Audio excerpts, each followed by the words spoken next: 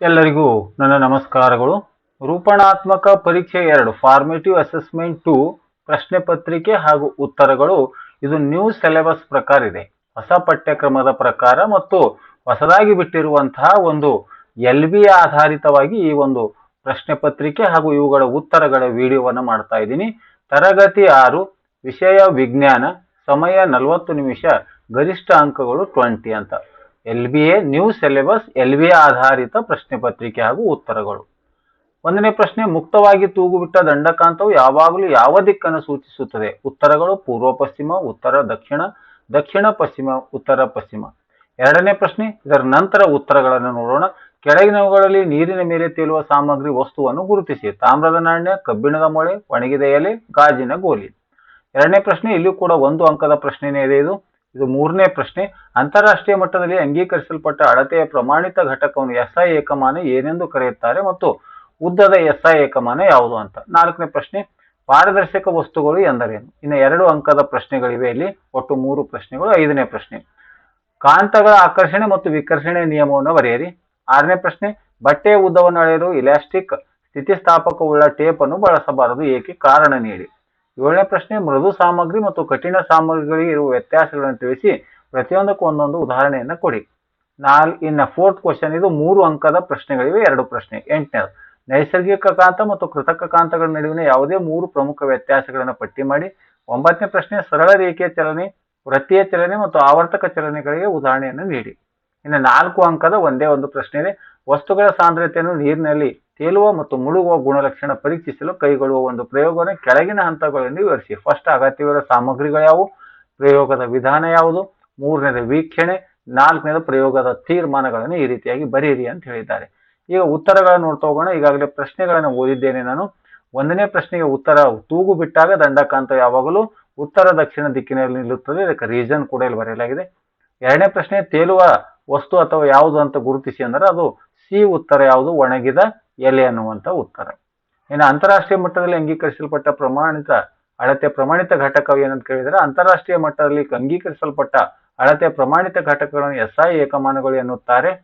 ಉದ್ದದ SI ಏಕಮಾನ metre ಆಗಿದೆ ಅನ್ನುವಂಥ ಉತ್ತರ. ಇನ್ನು 4ನೇದು, ಪಾರದರ್ಶಕ ವಸ್ತು ಅಂತ ಕೇಳಿದರೆ, ತಮ್ಮ ಮೂಲಕ ಬೆಳಕನ್ನು ಸುಲಭವಾಗಿ ಹಾದು ಹೋಗಲು ಬಿಡುವ ವಸ್ತುಗಳನ್ನು ಪಾರದರ್ಶಕ ವಸ್ತುಗಳು ಎನ್ನುತ್ತಾರೆ. ಉದಾಹರಣೆ ತಿಳಿ ಗಾಜು ಅಥವಾ ಶುದ್ಧ ನೀರು. ಕಾಂತಗಳ ಆಕರ್ಷಣೆ ಮತ್ತು ವಿಕರ್ಷಣೆ ನಿಯಮ ಕೇಳಿದ್ದಾರೆ. ಕಾಂತಗಳ ಆಕರ್ಷಣೆ ಮತ್ತು ವಿಕರ್ಷಣೆ ನಿಯಮಗಳು, ಕಾಂತದ ವಿಜಾತಿ ಧ್ರುವಗಳು ಅಂದರೆ ಉತ್ತರ ಮತ್ತು ದಕ್ಷಿಣ ಧ್ರುವಗಳು ಪರಸ್ಪರ ಆಕರ್ಷಿಸುತ್ತವೆ. ಕಾಂತದ ಸಜಾತಿ ಅಂದರೆ ಸಮಾನ ಧ್ರುವಗಳು ಅಂದರೆ ಉತ್ತರ ಅಥವಾ ದಕ್ಷಿಣ ಧ್ರುವಗಳು ಪರಸ್ಪರ ವಿಕರ್ಷಿಸುತ್ತವೆ. 6ನೇ ಪ್ರಶ್ನೆ, ಬಟ್ಟೆಯ ಉದ್ದವನ್ನು ಎಳೆಯಲು ಎಲಾಸ್ಟಿಕ್ ಸ್ಥಿತಿಸ್ಥಾಪಕತ್ವವುಳ್ಳ ಟೇಪ್ ಅನ್ನು ಬಳಸಬಾರದು, ಏಕೆ ಅಂತ ಕೇಳಿದ್ರೆ, ಇಲಾಸ್ಟಿಕ್ ಟೇಪ್ ಅನ್ನು ಎಳೆದಾಗ ಅದರ ಉದ್ದವು ಹೆಚ್ಚಾಗುತ್ತದೆ. ಇದರಿಂದ ಅದೇ ವಸ್ತುವನ್ನು ಬೇರೆ ಬೇರೆ ಅಳತೆಗಳು ಸಿಗುತ್ತವೆ ಮತ್ತು ವ್ಯಕ್ತಿಯಿಂದ ವ್ಯಕ್ತಿಗೆ ಅಳತೆಯಲ್ಲಿ ವ್ಯತ್ಯಾಸ ಉಂಟಾಗುತ್ತೆ. ಆದ್ದರಿಂದ ನಿಖರ ಮತ್ತು ಸ್ಥಿರವಾದ ಅಳತೆ ಪಡೆಯಲು ಎಲಾಸ್ಟಿಕ್ ಟೇಪ್ ಅನ್ನು ಬಳಸಬಾರದು. 7ನೇ ಪ್ರಶ್ನೆ, ಮೃದು ಸಾಮಗ್ರಿ ಮತ್ತು ಕಠಿಣ ಸಾಮಗ್ರಿಗಳಿರುವ ವ್ಯತ್ಯಾಸವನ್ನು ಉದಾಹರಣೆಯೊಂದಿಗೆ ಕೊಡಿ ಅಂತ ಹೇಳಿದ್ದಾರೆ. ಮೃದು ಸಾಮಗ್ರಿ ಮತ್ತು ಕಠಿಣ ಸಾಮಗ್ರಿಗಳ ವ್ಯತ್ಯಾಸ, ಮೃದು ಸಾಮಗ್ರಿ ಸುಲಭವಾಗಿ ಒತ್ತಬಹುದಾದ ಅಥವಾ ಗೀಚಬಹುದಾದ ಸಾಮಗ್ರಿಗಳನ್ನು ಮೃದು ಸಾಮಗ್ರಿ ಎನ್ನುತ್ತಾರೆ. ಉದಾಹರಣೆಗೆ ಸ್ಪಂಜು ಅಥವಾ ಹತ್ತಿ. ಕಠಿಣ ಸಾಮಗ್ರಿ ಅಂದರೆ ಸುಲಭವಾಗಿ ಒತ್ತಲು ಅಥವಾ ಗೀಚಲು ಸಾಧ್ಯವಿಲ್ಲದ ಸಾಮಗ್ರಿಗಳನ್ನು ಕಠಿಣ ಸಾಮಗ್ರಿಗಳು ಎನ್ನುತ್ತಾರೆ. ಉದಾಹರಣೆಗೆ ಕಬ್ಬಿಣ ಅಥವಾ ಕಲ್ಲು. 3 ಅಂಕದ ಪ್ರಶ್ನೆ, ನೈಸರ್ಗಿಕ ಮತ್ತು ಕೃತಕ ಕಾಂತಗಳ ವ್ಯತ್ಯಾಸ ಅಂತ ಕೇಳಿದರೆ, ಮೂಲ, ಇವು ಪ್ರಕೃತಿಯಲ್ಲಿ ಶಿಲೆಗಳ ರೂಪದಲ್ಲಿರುತ್ತೆ, ಇವುಗಳು ಕೃತಕವಾಗಿ ಮಾನವನು ತಯಾರಿಸುತ್ತಾನೆ. ಕೃತಕ ಕಾಂತಗಳು, ಆಕಾರ ಮತ್ತು ಅದರ ಶಕ್ತಿ, ಇವುಗಳ ಆಕಾರ ಅನಿಯಮಿತವಾಗಿರುತ್ತೆ ಮತ್ತು ಇವುಗಳ ಕಾಂತೀಯ ಶಕ್ತಿ ಕಡಿಮೆ ಇರುತ್ತದೆ. ಇನ್ನು ಕೃತಕ ಕಾಂತಗಳು ಇವುಗಳ ನಿರ್ದಿಷ್ಟ ಆಕಾರ, ಉದಾಹರಣೆ ದಂಡಕಾಂತ, ಕುದುರೆ ಲಾಳ ಕಾಂತ ಇರುತ್ತವೆ, ಹೆಚ್ಚಿನ ಕಾಂತೀಯ ಶಕ್ತಿಯನ್ನು ಹೊಂದಿರುತ್ತದೆ. ಉದಾಹರಣೆ ಮ್ಯಾಗ್ನೆಟೈಟ್ ಅಂತಿದೆ, ಇದು ಪಟ್ಟಿ ಕಾಂತ, ಕುದುರೆ ಲಾಳಾಕಾರದ ಕಾಂತ. 9ನೇ ಪ್ರಶ್ನೆ, ಸರಳ ರೇಖೆಯ ಚಲನೆ, ವೃತ್ತೀಯ ಚಲನೆ ಮತ್ತು ಆವರ್ತಕ ಚಲನೆಗೆ ಒಂದೊಂದು ಉದಾಹರಣೆಯೊಂದಿಗೆ ವಿವರಿಸಿ ಅಂತ ಹೇಳಿದ್ದಾರೆ.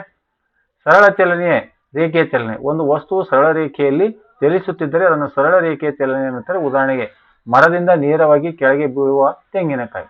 ಇನ್ನು ವೃತ್ತೀಯ ಚಲನೆ ಅಂತ ಹೇಳಿದರೆ, ಒಂದು ವಸ್ತು ಒಂದು ನಿರ್ದಿಷ್ಟ ಬಿಂದುವಿನ ಸುತ್ತ ವೃತ್ತಾಕಾರದ ಪಥದಲ್ಲಿ ಚಲಿಸುತ್ತಿದ್ದರೆ ಅದನ್ನು ವೃತ್ತೀಯ ಚಲನೆ ಎನ್ನುತ್ತಾರೆ. ಉದಾಹರಣೆ ಚಲಿಸುತ್ತಿರುವ ಸೀಲಿಂಗ್ ಫ್ಯಾನ್ ರೆಕ್ಕೆಗಳ ತುದಿಗಳ ಚಲನೆ.